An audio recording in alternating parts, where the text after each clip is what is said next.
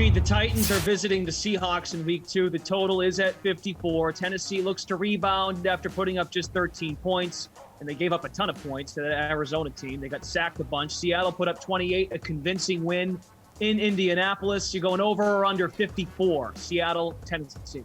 Yeah, again, this is kind of to what Geoff was mentioning about Dallas. I get that, right? And if you go with that same logic, Seattle, what they did in the first 4 or 5 games, you would like to or be inclined to go with the over. I get that. But I'm still going on the under here. I do think that it is a little bit of an overreaction. Look, Russell Wilson is one of the best deep ball passers in the NFL. We saw that on display against Indy. That's why I liked them last week. But at the same time, if you take a look at this team in Tennessee, I think they're going to feature Derrick Henry a lot more, even if it's going to the strength of Seattle's defense, which is their run defense.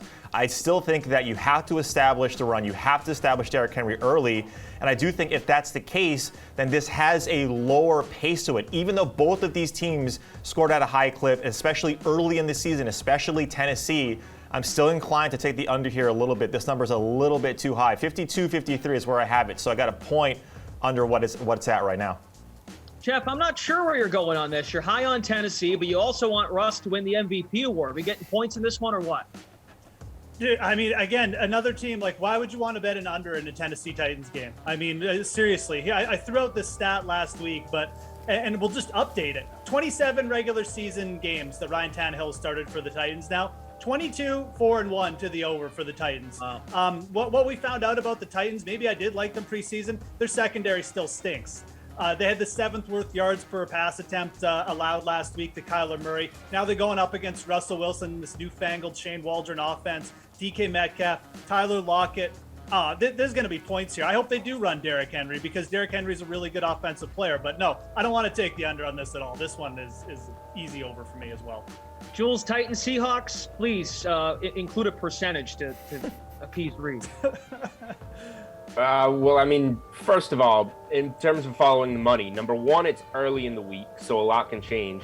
Number two, I followed the money, 92% of the money on Green Bay minus 3.5. How'd that work for me last week? Well, because you're a moron. Oops. So, like, moron, Reid, you just gave the numbers to follow the money. This is just like Dallas and the Chargers. This is an over or a pass for me. If you took the over in Arizona, Tennessee last week, you looked super sharp because you needed 1 point to get there going into the fourth quarter, or 1 point in the last 19 minutes of the game, and you get there, and guess what? You lost.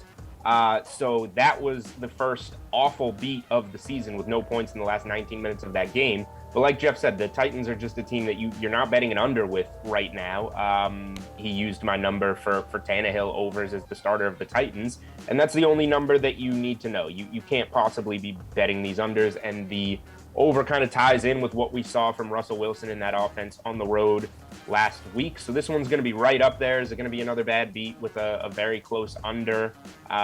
Maybe, but I think you can only look at the over in this game.